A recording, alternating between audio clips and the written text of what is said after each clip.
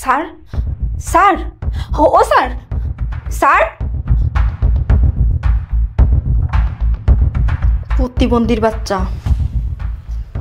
আজকেই তোর জীবনের শেষ দিন। তুই 2 বছর ধরে অসুস্থ হয়ে আছিস, এখনো সুস্থ হোস নাই। তোকে সেবা যত্ন করতে করতে আমার জীবনটা পুরা শেষ হয়ে গেছে। আজকে বিষ মেশানো দাওয়াই খাইয়ে তোকে সারা জীবনের জন্য শেষ করে দিব। তুই আমাকে অনেক জ্বালানো জ্বালাইছস। তোকে গোসল করাই দিতে হয়, খাওয়াই দিতে হয়, ঘুম পাড়াই দিতে হয়। এইসব যন্ত্রণা আমার আর সহ্য হচ্ছে না। আজকেই তোকে শেষ করে দিব।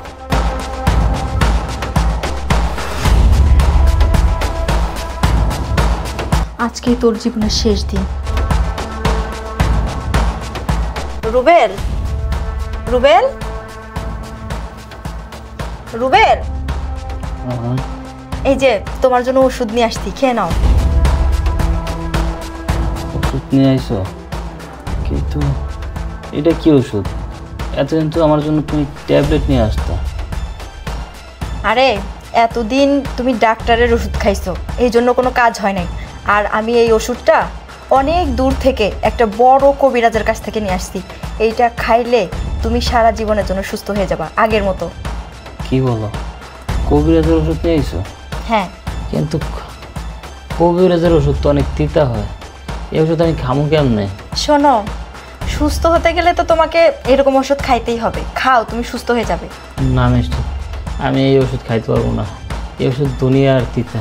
তুমি তো ভালো করে জানো আমি তিতা জিনিস খাইতে পারি না। আরে পাখি, তুমি কি বলতেছো? ওষুধ না খেলে তুমি কি আগের মতো হাঁটা চলা করতে পারবা বলো? ওষুধটা খেয়ে নাও পাখি, তুমি আবার আগের মতো হাঁটতে পারবা, চলতে পারবা, শরীর সুস্থ হয়ে যাবে একদম। মিষ্টি, আমি তো সুস্থ হইতে চাই। সুস্থ হইতে কে না চাই বলো? আমিও তো চাই আগের মতো হাঁটা চলা করতে, সুন্দর জীবনযাপন করতে। কিন্তু কী করবো কো, অনেক ওষুধ তো খাইছি। কিন্তু যে ওষুধটা এনে দিয়েছো, কবিরাজি ওষুধ, এই ওষুধ তো অনেক তিতা, আমি খাইতে পারবো না।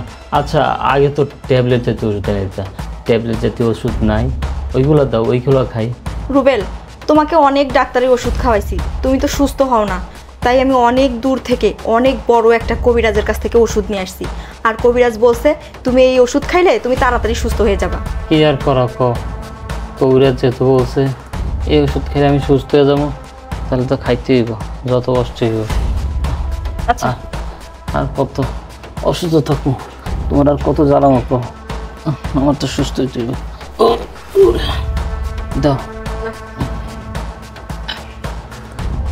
খাবো না? খাও খাও, খাইলে তুমি আগের মতো সুস্থ হয়ে যাবা। খাও। মিষ্টি, আমি না এই ওষুধটা খাইতে পারতেছি না, এটা অনেক তিতো এবং কি আমি ঘ্রাণ নিতে পারতেছি না। তুমি একটা কাজ করে এটা ফালাই দাও। আরে ফেলাই দিব কেন? এটা একটা ওষুধ, তোমাকে আমি বললাম না আমি অনেক কষ্ট করে নিয়ে আসছি ওষুধটা। খাও। আরে আমি তো বুঝতে পারছি, কিন্তু তো অনেক তিতো, আমি কীভাবে খাবো? তুমি একটা কাজ করো, একটু চিনি নিয়ে আসো, আমি চিনি মিশিয়ে তারপর খাই। আরে কি বলতেছো? এর ভিতরে চিনি মেশানো যাবে না, কবিরাজ নিষেধ করছে। কবিরাজ নিষেধ করছে না? একটু মিশাই, একটু মিশালে তো সমস্যা নাই, একটু মিশাই তারপর খাও না। তুমি যাও, আমার জন্য চিনি নিয়ে আসো। আরে তুমি কি পোলাপান হইছো? হ্যাঁ, যখন যা বলবো তখন তাই করতে হবে? এমনি খাইতে বলছে এমনি খাও। না, আমি এইভাবে খেতে পারবো না, এটা ফালাই দাও। আরে আচ্ছা ঠিক আছে, আমি চিনি নিয়ে আসতেছি। ঠিক আছে।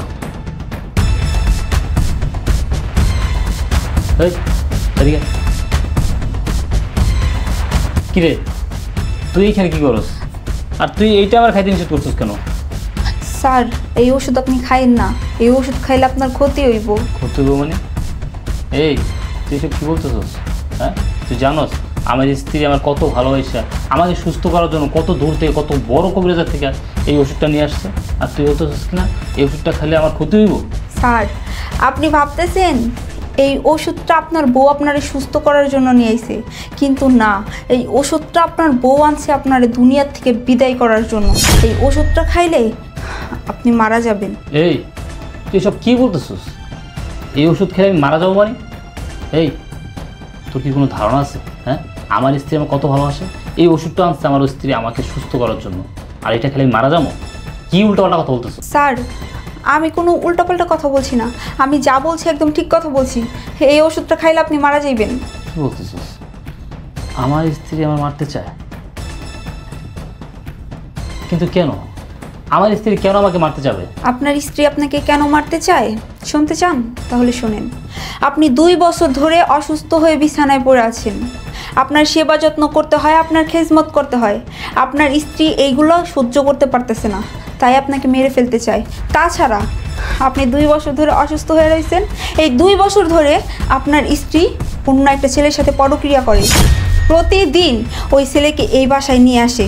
আপনি তো অসুস্থ, বিছানায় সারাদিন পড়ে থাকেন, বাহিরে কি হয় না হয় সেগুলো তো আপনি দেখেন না, আপনার নজরে পড়ে না। আমি আপনাদের বাসায় কাজ করি, প্রতিনিয়ত আমি দেখি আপনার স্ত্রী বাসায় পরপুরুষ নিয়ে এসে নোংরামি করে, নষ্টামি করে। কি বলতেছিস? আমার স্ত্রী পরকীয়া করে? ও পরপুরুষে আসক্ত, বাড়ির ভিতরে ছেলে না নষ্টামি করে, ও আমার মারতে চায়। আমি তোর কথা বিশ্বাস করি না। তুই সত্যি করে বল, তুই যা বলতেছিস সব মিথ্যে, সব মিথ্যে। না স্যার, আমি কোনো মিথ্যে কথা বলতেছি না। আমি যা বলতেছি সব সত্যি। আর আমি কেন মিথ্যে কথা বলতে যাব? মিথ্যে কথা বলেই বা আমার কী লাভ? ঠিক আছে, আপনি যে হয়তো বিশ্বাসই করছেন না, একটা কাজ করুন, আপনার এই গ্লাসটা আমার হাতে দেন, আমি এই ওষুধটা ফেলে দিয়ে আসি। আপনার স্ত্রী আসলে বলবেন আপনি ওষুধটা খেয়ে ফেলছেন, তারপর আপনি মরার ধান ধরবেন। অমনি সব কিছু আপনার কাছে ক্লিয়ার হয়ে যাবে। দেন গ্লাসটা। ঠিক আছে।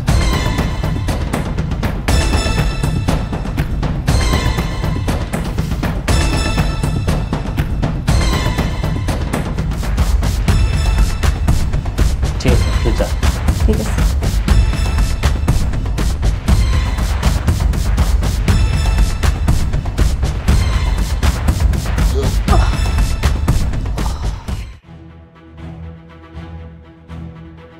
আরে রুবেল, রুবেল, হ্যাঁ তুমি ওষুধটা খেয়ে ফেলেছো? হ্যাঁ, ওষুধটা খেয়ে ফেলছি। আমি আরও তোমার জন্য চিনি নিয়ে আসলাম। চিনি নিয়ে আসছো? হ্যাঁ। না, আমি ভাবলাম তুমি এত কষ্ট করে আমাকে ভালোবেসে এত দূর থেকে, এত বড় কবিরাজের কাছ থেকে আমার জন্য ওষুধ নিয়ে আসছো। তুমি না বলে তখন চিনি মিশালে কাজ করবে না, তাই আমি চিনি ছাড়াই খেয়ে ফেলেছি। খুব ভালো কাজ করছো। কিন্তু মিষ্টি, আমার জন্য কেমন করতেছে? কেমন লাগছে এখন? আমার বুক জ্বলতেছে, আমার কলা জ্বলতেছে। ও, ওষুধের রিয়াকশন এটা, বুঝছো? ঠিক হয়ে যাবে একটু পরেই। না মিষ্টি, অনেক অনেক জ্বলতেছে। আরে কিছু হবে না, ঠিক হয়ে যাবে সব কিছু। মিষ্টি, তুমি আমার কি খাওয়ালা? না না, আমি তো তোমাকে ওষুধ খাওয়াইছি, কিছু হবে না, ঠিক হয়ে যাবে। আমার তো অনেক কষ্ট হয়ে যাচ্ছে মিষ্টি, আমার তো সব কিছু চলে বেড়া ছাড় করে দিতেছে। আরে একটু ওয়েট করো, ঠিক হয়ে যাবে সব কিছু। মিষ্টি, তুমি আমার কি খাওয়ালা? কি খাওয়ালা মিষ্টি? তুমি না বললে এই ওষুধ খেলে আমি সুস্থ হয়ে যাবো, কিন্তু আমার তো চলে বেড়া ছাড় করে দিতেছে। আমার তো খুব কষ্ট হইতেছে মিষ্টি। মিষ্টি, রুবেল, আমি তো ঠিকই বলছি, তুমি এখনই সুস্থ হয়ে যাবে, দেখবে। রুবেল, রুবেল,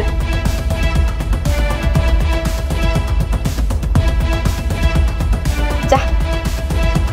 আমার পথের কাঁটা সারা জীবনের জন্য শেষ হয়ে গেছে। আজকের পর থেকে কেউ আর আমাকে জ্বালাবে না, আর কারোর সেবা যত্ন করতে হবে না আমার। ঠিক আছে, এখন আমি আমার বয়ফ্রেন্ডকে একটা কল করি।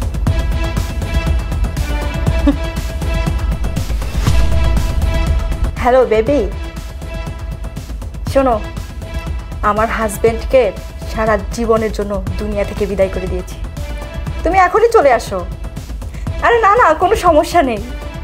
হ্যাঁ, চলে আসো। হে বেবি, তুমি এটা আমাকে কি নিউজ দিলে?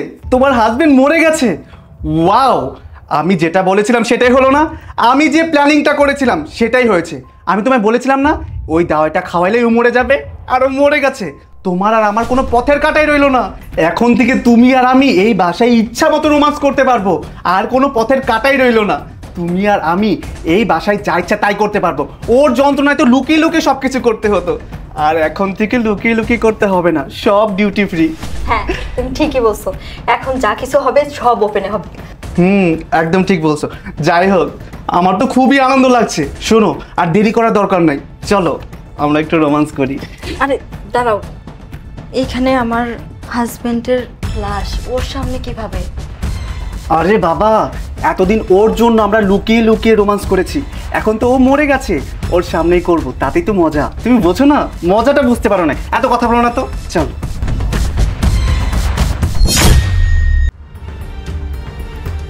এই তুমি না বললে তোমার হাজবেন্ড মরে গেছে, ও তাকিয়ে আছে কেন?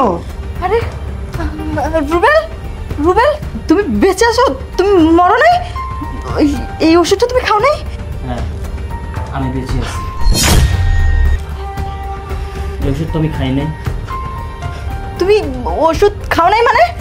না, ভাগ্যিস কাজে মেয়েটা এসে বললো যে স্যার এটা আপনি খেয়ে নেন, খাইলে আপনি মারা যাবেন। ও না বললে তো এতক্ষণ খেয়ে মরেই যেত।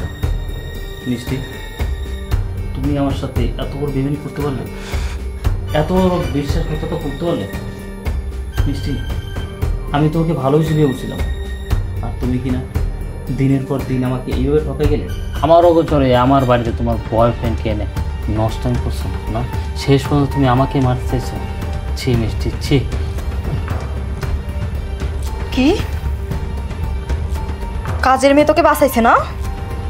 ওই কাজের মেয়েটাকে তো আমি পরে দেখতেছি, আগে তোর ব্যবস্থা করে নি। শ্রাবণ, ওকে ধরো, ওকে আজকে শেষ করে দিব।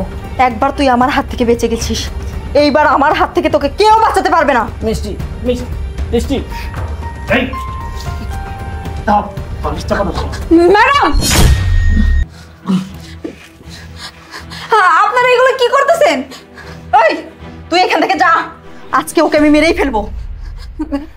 সারেন, বালিশ সারেন, স্যারের কিছু করবেন না, আল্লাহর দোহাই লাগে ম্যাডাম, স্যারের জীবন ভিক্ষা দেন। এই কাজের লোক, ছোট লোকের বাচ্চা, তুই এখান থেকে ভালোই ভালো বেরো বলছি, তা না হলে কিন্তু তোকেও মেরে ফেলবো আমি। ম্যাডাম প্লিজ আপনারা এরকম করবেন না, স্যারের জীবন ভিক্ষা দেন।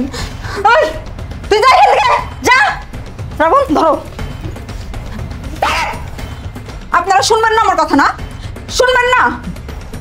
ঠিক আছে, আমি এইখানে আসার 999-এ কল দিয়ে আসছি, পুলিশ হয়তো বা এতক্ষণ গেটের সামনে চলেও আসছে। মিষ্টি, ও এসব কি বলতেছে? ও নাকি 999-এ কল দিছে, তার মানে এখানে পুলিশ চলে আসবো।